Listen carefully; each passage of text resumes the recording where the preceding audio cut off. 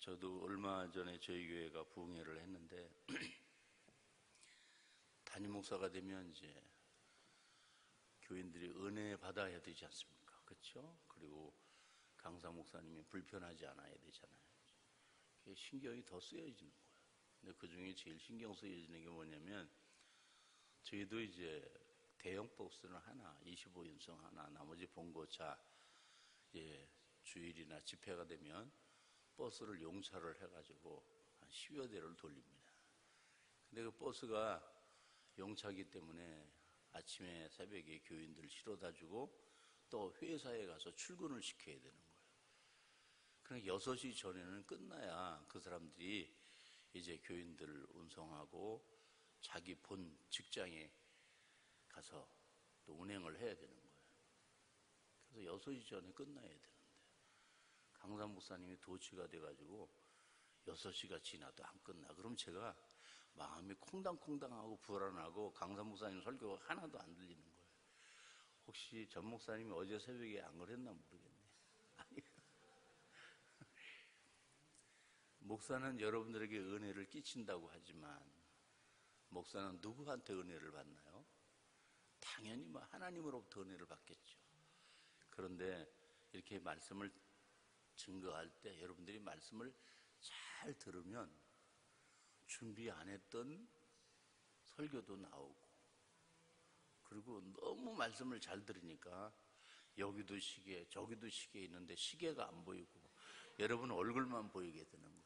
그러니까 설교를 빨리 끝나게 하는 방법은 조는 겁니다. 그리고 저를 안 쳐다보는 거예요. 그리고 아멘을 안 하는 겁니다. 그러면 빨리 끝내야 되겠다, 그런 생각을 하는데 오늘 새벽에도 빨리 끝낼 수 있도록 저를 도와주시기를 바랍니다.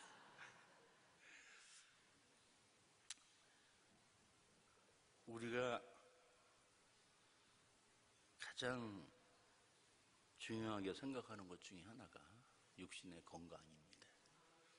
건강하기 위해서는 옛날에는 몸에 좋은 보약을 찾았으나 알고 보니까 요즘은 운동이라고 사람들이 생각하는 거예요. 그래서 제가 어느 지역을 가나 그 지역에 아침, 점심, 저녁에 걸을 수 있는 이 둘레길, 올레길 이런 것들이 잘 만들어져 있어요. 근데 거기 가보면 에어른 할 것 없이 심지어 개까지 그리고 유모차를 끌고 열심히 운동들을 하는 거예요. 한번 여러분에게 물어보겠습니다.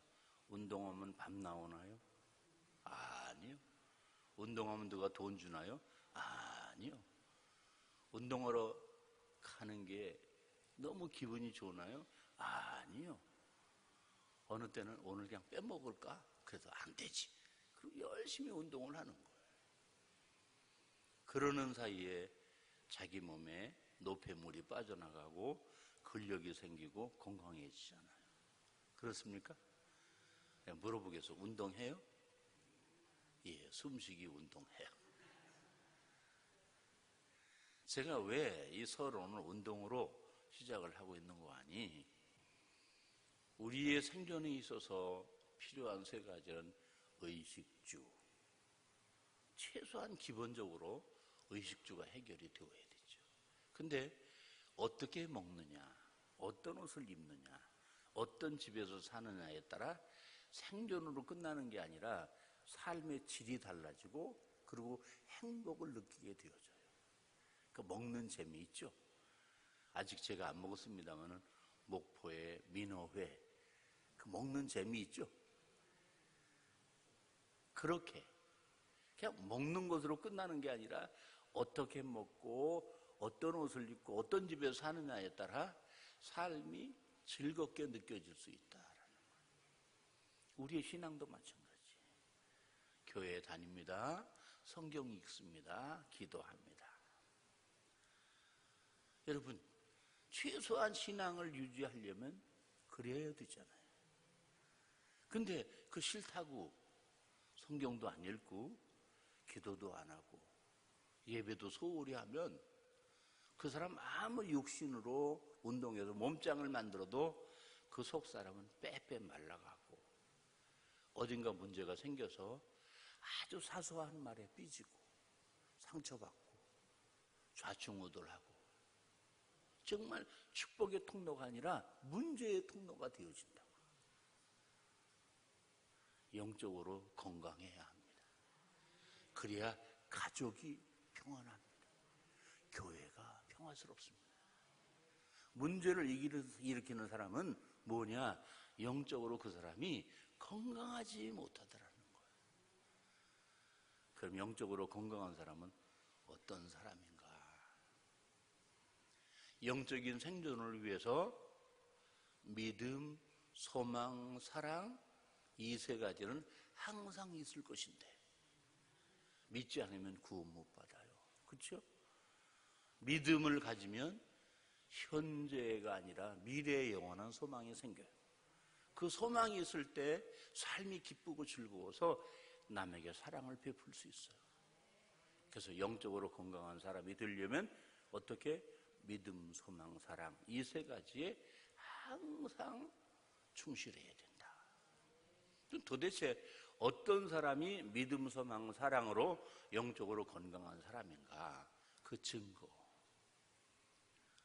증거 그리고 그런 영적인 건강을 유지하기 위해서 필요한 세 가지가 뭔가? 이거는 해도 되고 안 해도 되는 옵션이 아니라 정말 내가 건강한 믿음을 원해? 내가 정말 행복한 신앙생활을 원해? 그러면 너는 매일 이 세 가지를 빠뜨리지 말아야 된다. 그 세 가지가 뭘까요? 그것은 항상 기뻐하고 범사에 감사하고 쉬지 말고 기도하고. 이게 기본이에요. 선진국이 어떤 선진국인가? GNP만 높은 나라가 아니라 아주 기본, 기초, 질서를 잘 지키는 나라예요. 살인죄, 폭력 이런 것들이 난무하는 사회는 알고 보면 기초 질서를 그 나라 백성들이 안 지켜요.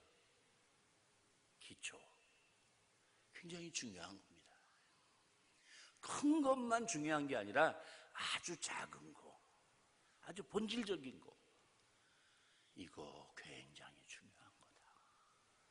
우리 예수 믿는 사람들이 교회에 와서 24시간 몸으로 봉사하고 11조 외에도 10의 2조, 10의 3조 헌금하고 전도지 들고 열심히 나가서 전도하고 주일마다 새신자를 등록시키고 참 중요한 일이.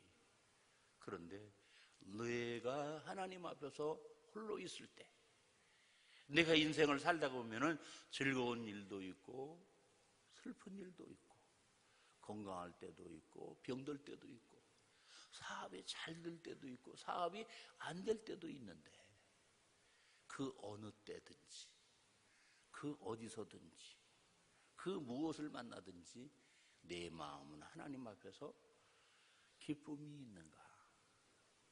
감사하는 마음이 있는가? 너는 기도 당번 때만 기도하지 아니하고 늘 기도하고 있는가? 이 세 가지가 우리의 영적인 건강 상태의 체크리스트다. 여러분 지금까지 어떻게 믿었습니까? 어떻게 살았습니까? 여러분에게 묻겠어요. 늘 기뻐요? 가난할 때에도? 암에 걸렸다 그래도 기뻐요? 사업이 요즘 불경기를 만나 너무너무 안 돼도 기뻐요? 기쁠 수가 없죠. 그러니까 이럴 때 걱정하고 짜증하고 원망하고 불평하고 그래도 그거 다 이해할 수 있는 상황이에요. 왜? 요즘 살이가 너무 힘드니까. 그런데 그 가운데 유독 똑같이 어려움을 겪는데도 유독 그 사람의 얼굴에는 미소가 떠나지 아니하고 그 사람은 뭐가 그렇게 즐거운지 즐거워하고 그리고 다른 사람을 대할 때 배려와 여유가 있고 저 사람 도대체 왜 저러는 걸까? 알고 보니까 그 사람 교회에 다니는 사람이다. 교회만 다니는 게 아니라 정말 열심히 기도하고 말씀 잘 듣고 그리고 교회 사랑하고 교역자 사랑하고 교인들을 사랑하고 아주 이 기본에 충실한 믿음의 신자다라는 근거가 있기 때문이다. 근거가 있기 때문이다. 그래서 여러분들이 정말 신앙생활을 건강하게 하려면 항상 기뻐하라. 쉬지 말고 기도하라. 범사에 감사하라. 알겠습니까? 이는 그리스도 예수 안에서 너희를 향하신 하나님의 뜻이니라. 그렇게 사는 게 하나님이 우리에게 향하신 뜻이다. 하나님, 왜 저를 세상에 태어나게 하셨어요? 하나님, 왜 저를 구원해 주셨어요? 하나님, 저를 왜 이 목보 새안개로 부르셨어요? 이렇게 질문한다면 하나님은 말씀하시기를 나는 내가 항상 기뻐하고 범사에 감사하고 늘 나와 영적인 소통이 이루어지는 기도 생활하는 모습, 그 모습 보고 싶어서 나는 너를 택했고 나는 너를 세상에 태어나게 했고 나는 너를 목포 새안교회로 지금 불렀단다. 아마 그렇게 말씀하실 거예요. 다시 묻겠어요. 여러분 항상 기뻐요? 범사에 감사하고 있어요? 기도 당번이 아니더라도 기도하고 있는지, 교회에 나와서만 아니라 집에서도 기도하고 있는지. 그래서 오늘 그 중에 하나, 감사. 어떻게? 범사에 감사하자. 그게 바로 남이 아닌 나를 행복하게 건강하게 만드는 아주 보약이다. 아주 좋은 운동이다. 이런 전제로 오늘 말씀을 풀어가려고 합니다. 자, 오늘 한 절밖에 안 읽었지만 오늘 말씀에 딱 우리 눈에 들어오는 단어 하나가 있습니다. 아삽의 시, 아삽은 다윗 시대의 찬양대 대장이라고 하면 쉽게 이해가 될 거예요. 하나님이여, 우리가 주께 시작 감사하고 감사함은 주의 이름이 가까움이라. 사람들이 주의 기이한 일들을 전파하나이다. 감사하고 또 어떻게? 감사함은. 다른 사람들은 전혀 감사를 안 해. 근데 어떤 사람은 감사해. 근데 이 시편 기자는 어떻게? 감사 플러스 감사. 감사하고 또 감사하고. 그러므로 이 시편 기자의 믿음은 다른 사람보다 정말 잘 믿는 믿음이다. 그렇게 말할 수 있겠죠. 그렇죠? 그리고 우리가 생각할 때는 다른 사람보다 복을 더 많이 받은 사람이다. 그러니까 다른 사람보다 더 많이 감사하는 거지. 나도 저 사람처럼 살면 감사해. 나도 저 사람처럼 부자면 감사해. 나도 저 사람처럼 잘 되면 감사해. 근데 나는 하나도 되는 게 없는데 어떻게 감사하란 말이야. 그렇게 생각하기 쉽다고요. 그러면은 이 시편 기자는 정말 다른 사람보다 더 많은 복을 더블로 받았기 때문에 다른 사람보다 배나 더 감사하는 것일까요? 결코 아닙니다. 2절을 보겠습니다. 주의 말씀이 내가 정한 기약에 이르면 내가 바르게 뭐하리니? 심판하리니. 3절 땅의 모든 주민이 어떻게 되리라? 소멸되리라. 4절 오만한 자들에게 오만하게 행하지 말라 하며 악인들에게 뿔을 들지 말라 하였노니. 그 다음에 6절 물은 높이는 일이 동쪽에서나 서쪽에서 말미암지 아니하며 남쪽에서 말미암지 아니하고. 7절 한 소리로 있습니다. 오직 재판장이신 하나님이 이를 어떻게 낮추시고 저를 높이시느니라. 여호와의 손에 잔이 있어 슬거움이 일어나는 듯한 속에 섞은 것이 가득한 그 잔을 하나님이 어떻게 쏟아내시나니. 하나님이 이 잔을 쏟는다는 게 심판을 의미하는 거거든요. 그러면은 이 시편 기자가 감사하고 감사하고 라는 그 뒷부분이 하나님이 민족을 축복하고 형통하게 하고 잘되게 하고 그거를 내다보았기 때문에 감사하고가 아니라 어떻게? 하나님의 심판의 때가 이르렀다라는 걸, 그걸 보면서 어떻게? 감사하고 감사했다. 이 말씀을 우리의 실생활에 적용을 한다면 내가 병원에 갔더니 암이라고 선포를 했다. 그런데 감사하고 또 감사하고, 내가 어음을 받았는데 이게 부도가 났다. 그래도 감사하고 그럴 수 있습니까?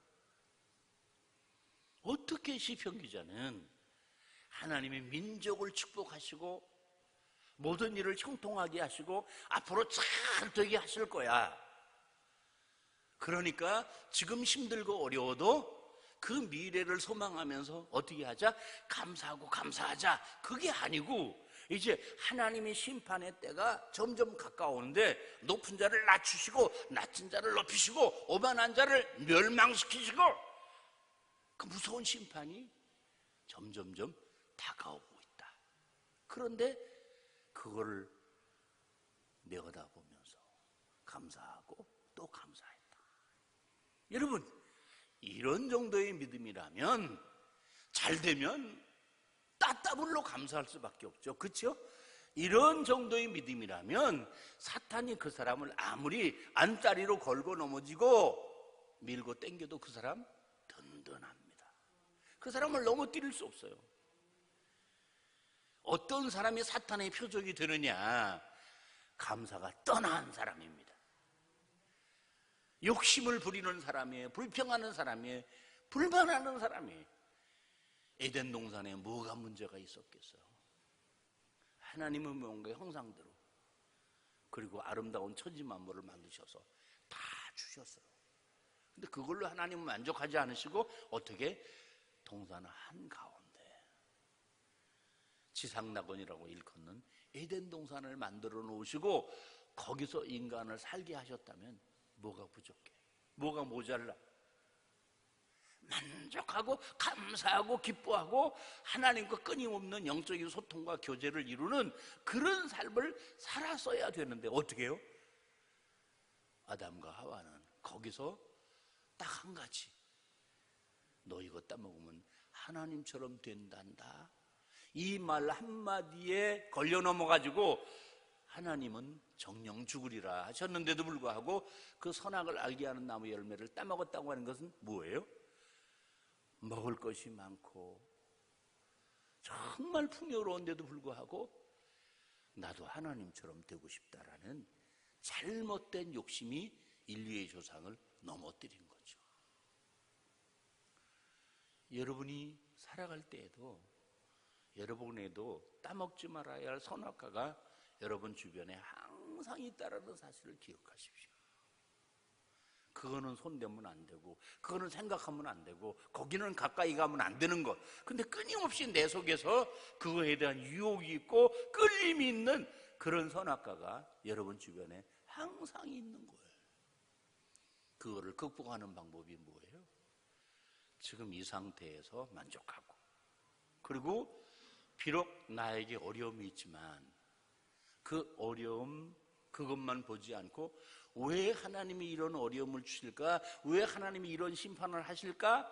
그거는 죽이기 위해서가 아니라 멸망시키기 위해서가 아니라 그 시련과 연단을 통해서 지금보다 더 좋은 미래, 더 미래, 그 종점에 마지막에 골라인에 거기 하나님이 상급을 마련해 놓으셔서 거기까지 가는 길이 힘들고 어렵고 때로는 잘못에 대해서 징계와 심판을 하실지라도 어떻게? 그것만 보는 게 아니라 그 너머에 마지막에 골라인에 준비된 희상대를 바라볼 때 어떻게 해요?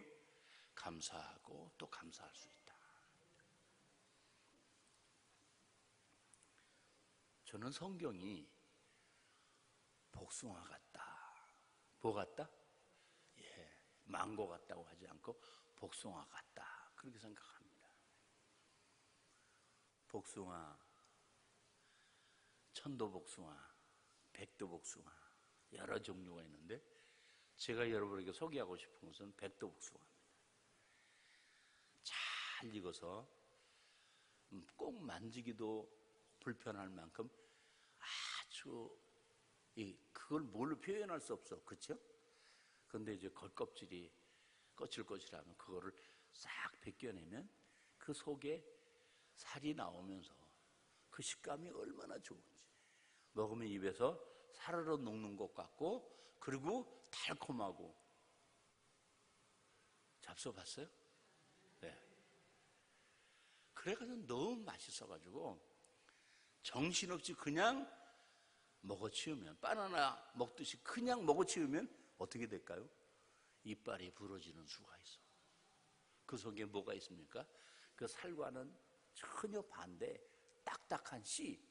저는 하나님 앞에 좀 궁금한 게 왜 복숭아 씨를 그렇게 크게 만들어 놓으셨는지 모르겠어요. 그건 왜 만들어 놓으셨어요? 다음 세대를 위해서 만들어 놓으셨어요. 복숭아 나무는 그 씨를 심어야 싹이 나는 거예요. 그 씨가 너무 두껍기 때문에 그 쉽게 그 속에 생명의 씨가 죽지 않는 그 씨, 이게 성경이다. 이게 하나님의 은혜다. 지금 아주 형통하고 잘 되는 것 같지만 때때로 하나님은 나의 미래를 위해서 그 속에다가 복숭아 씨 같은 딱딱한 고난과 어려움을 마련해 놓으셨다. 이거 어디다 먹어? 먹을 수도 없는 것. 그러나 그거는 다음 세대, 내 자손, 내 미래를 위해서 준비해 놓은 것이다. 바로 그거. 성경도 그렇다라는 거예요. 지금 이 시대에 맞는 말씀이 있는가 하면 다음 세대에 대한 예언이 그 시대의 역사 속에 감춰 있기 때문에 하나님은 구약의 역사를 예언이라고 말하고 있다.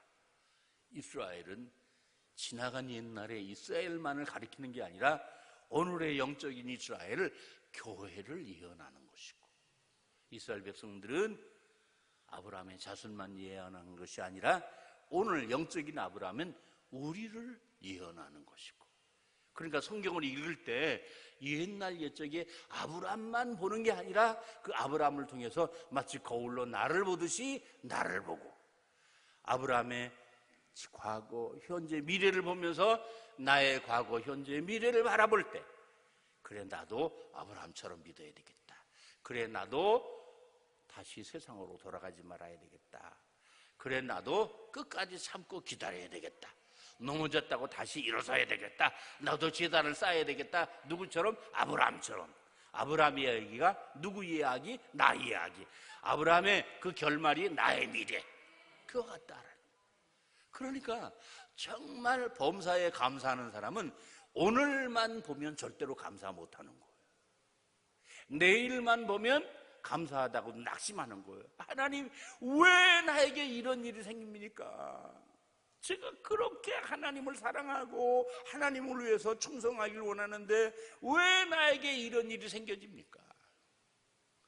그래서 그때 낙심한다는 거예요. 그래서 정말 건강한 믿음은 뭐까지 본다? 미래까지 본다. 내일만 보는 사람이 아니라 언제를 본다? 모레를 본다. 이제 제 이야기를 하는 게 도움이 될지 모르겠어요. 제가 7년 전에 이 신장암에 걸렸습니다. 콩팥. 그런데 아파서 간 게 아니라 건강진단을 12월 달에 해넘기기 전에 해야 되겠다. 근데 그 전에 해마다 건강진단을 했는데 늘 건강해서 건강진단 비싸게 돈 준 게 너무 아까운 거예요. 그거 아까우면 안 돼요. 알겠습니까? 네, 건강진단 했는데 아무 이상 없다. 괜히 돈만 버렸다. 그렇게 생각하면 큰일 납니다. 그래서 한 해를 걸러서 2년 되었을 때 12월 달에 건강진단을 했어요. 그래서 제가 신학교를 가가지고 강의를 마쳤는데 병원에서 전화가 온 거예요. 지금 병원에 오실 수 있습니까? 그래서 좀 이상한 거예요. 그리고 그때도 주변 사람들이 저를 보고 굉장히 건강해 보인다고, 굉장히 활동적이라고. 걸어가도 앞장서 가고 산에 올라가도 1등으로 가고 늘 그랬거든요. 병원에 갔더니 엑스레이를 딱 보여주면서 제 콩팥에 겉부분에 하얀 게 좀 있더라고요. 그래서 여기 아무래도 좀 이상하다. 속이 아니라 어때? 겉에.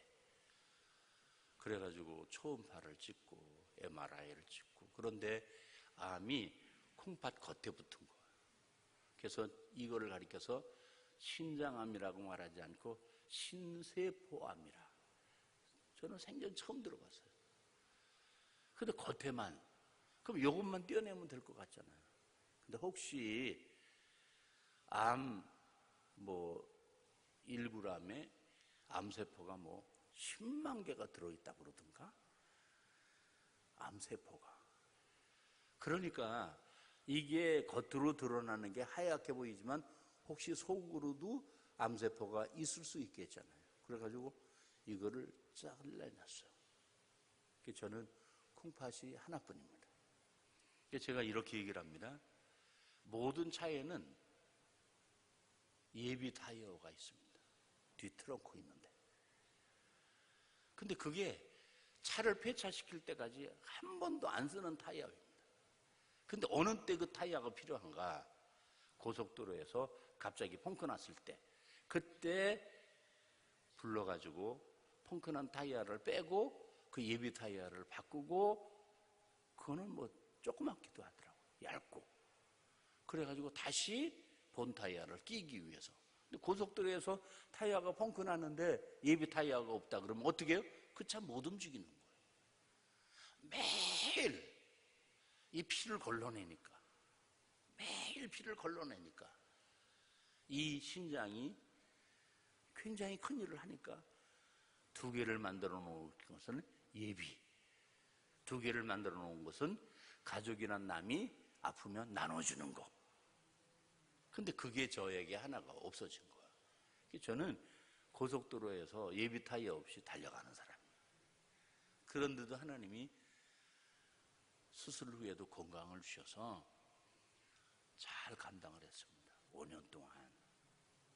그러고 난 다음에 제가 그렇게 5년 완치받으면 1년마다 체크를 하거든요. 그래서 1년이 되어서 제가 안식년 어디 여행 계획을 다 짜놓고 비행기표까지 다 준비하고, 그리고 호텔까지 다 예약해놓고 선불 주고 20일 여행을 계획을 했었던 거예요. 매년 제가 안식오를 갔거든요. 한 달 정도, 2-3주 정도. 그래서 이제 이번 주일 지나면 제가 떠나기로 되어 있는데 마침 1년이 되어서 제가 이 콩팥이 이상이 있는가 없는가 가서 체크를 했는데, 병원에 가면 반드시 엑스레이부터 먼저 찍습니다. 근데 엑스레이를 그 의사가 딱 보더니 어떻게 판독이 나왔는 거 아니, 여기 하얀 부분이 조금 이상하다. 점 2개가 있더라고요. 그래서 그 폐식도 흉부과로 저를 보냈어요. 거기서 고개를 갸웃하더니 그 다음에 초음파, CT, MRI 다 찍더니 제 왼쪽에 상엽, 오른쪽에는 이렇게 폐가 2쪽이 있고 왼쪽에는 3개가 있는데, 맨 위쪽에 2cm짜리 암이 2개가 있는 거예요. 그래서 저는 이제 또 암 환자가 된 거예요. 얼마 전까지 암이 완치되어서 암 판정을 받으면 그때부터 장애자급의 의료보험의 혜택을 받거든요. 다시 암 환자가 된 거예요. 여러분 생각에는 어떻겠어요? 굉장히 제가 바쁜 사람이거든요. 설교도 많이 해야 되는 사람이거든요. 그런데 암이 한 번만 걸린 것으로 끝나지 않고 암이 또 걸렸다. 그러면은 여기서부터 여기까지, 그럼 이게 여기까지 올라왔단 말이냐? 그럼 이 중간은 다 전이가 된 거거든요. 여기까지 올라왔으면. 그래서 어차피 암에 걸렸다면 뭐예요? 이게 전이 된 게 아니기를. 만약에 전이 됐으면 어떻게? 여기를 계속 항암 치료를 하고 방사선 치료를 해요. 그러면 목회 못하는 거예요. 어째 나에게 또 이런 일이 생기는가? 남은 한 번도 안 걸리는 거. 우리 전 목사님 한 번도 암 안 걸리셨죠? 저는 뭐를 이렇게 잘못한 게 많아가지고 두 번씩이나 걸려요. 제가 쓸데없는 이야기를 하는 게 아니라 그럴 때 아무리 목사지만 감사할 수 있느냐, 기뻐할 수 있느냐. 제가 신장을 걸렸을 때 그 수술을 마치고 일평생 가장 성령 충만할 때고 기쁨이 충만할 때고 얼굴이 환했었습니다. 너무 감사해서. 생각해보니까 뭐가 감사해요? 일찍 조기 발견해서 감사하고, 항암 치료 안 해서 감사하고, 그리고 이 수술을 통해서 내가 늘 건강을 조심해야 되겠다 까불지 말고 그런 마음의 자세로 바뀌어진 거 감사. 하여튼 늘 감사했어요. 기뻐했어요. 그런데 어떻게? 두 번째, 이래도 감사하냐? 또 폐에 암이 생긴 거예요. 여러분, 제가 여러분 보실 때, 저를 보실 때 건강하게 보입니까? 아니면은 환자처럼 보입니까?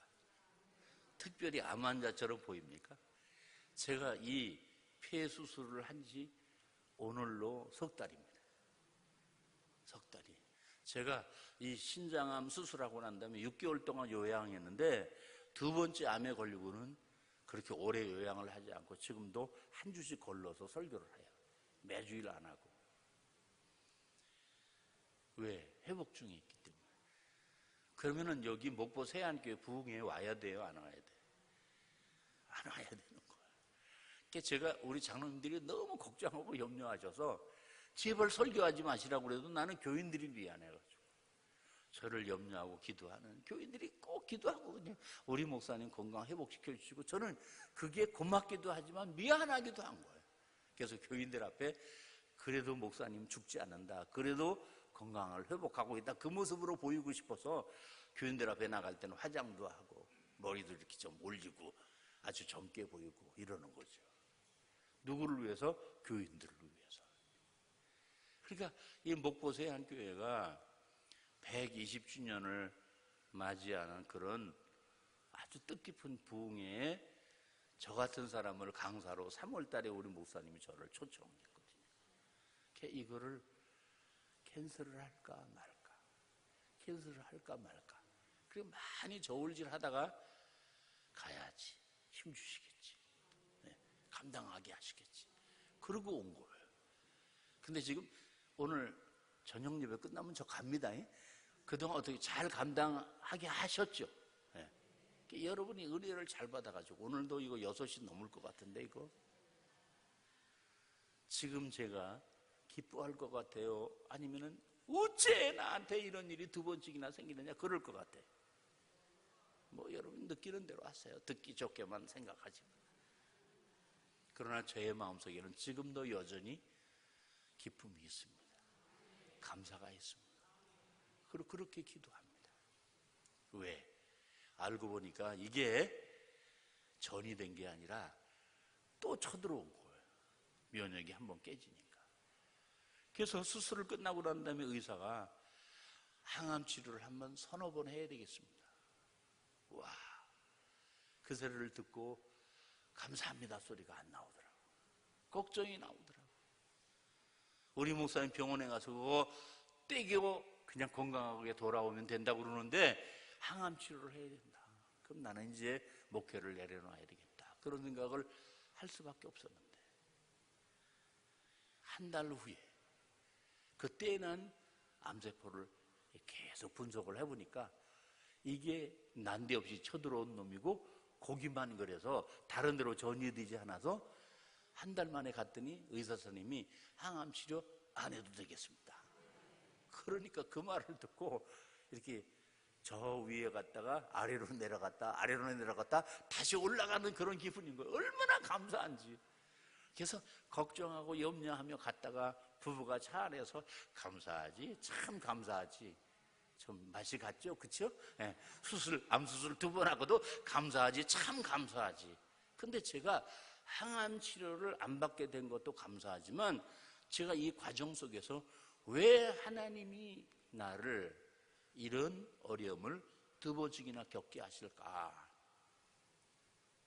제가 늘 건강했기 때문에 설교에 대해서 죽음이라는 설교를 별로 안 했고, 그리고 죽음이라는 설교를 할지라도 그렇게 실감 있게 설교를 안 했는데, 두 번째 암에 걸리고 난 다음에 나도 죽을 사람이로구나 라는 것을 실감을 하겠더라고요.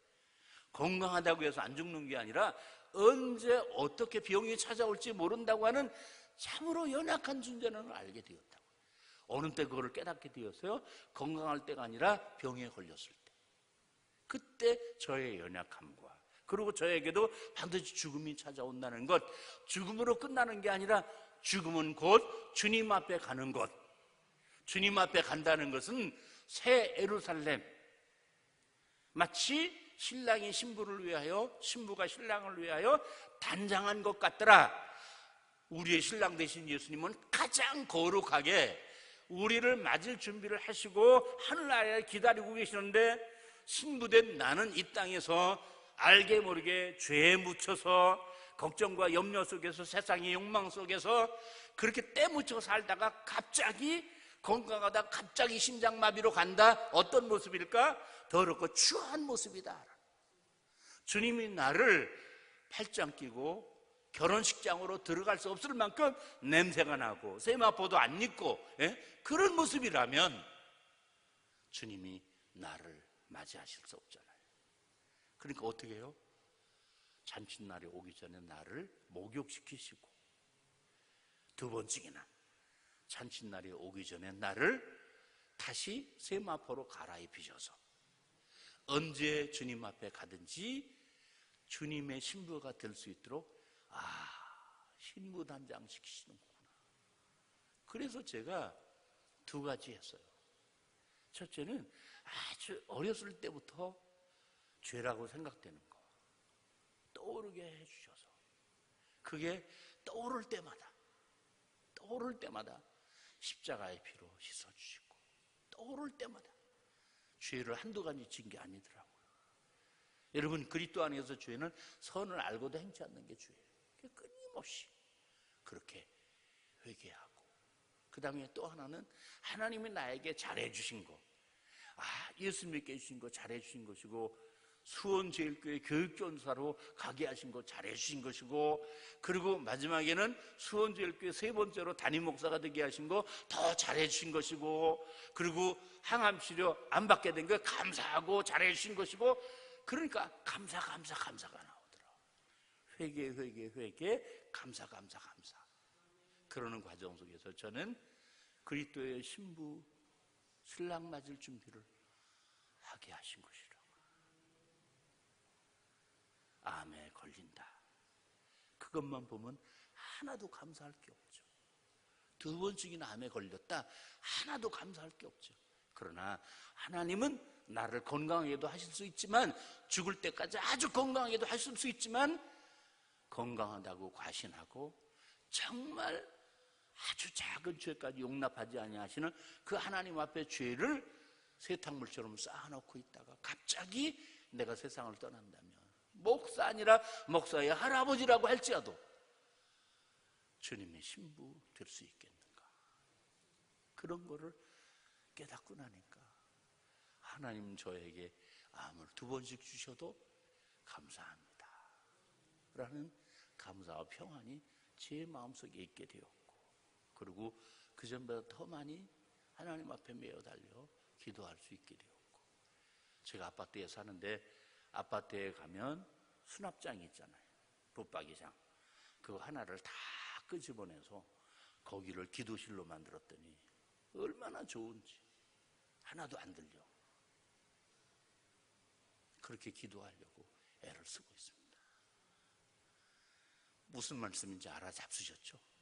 이 목사가 제 자랑하는 게 아니라는 걸 알아잡수셨죠? 여러분이 암 두 번씩 걸려도 기뻐하고 감사할 수 있다면 그 사람 정말 행복한 사람인 거. 저 행복합니다. 알겠습니까? 암 수술 받은 지 얼마 안 돼서도 저 행복합니다. 저를 불쌍하게 보지 마세요. 알겠어요? 그래서 여러분도 이제부터 감사하라.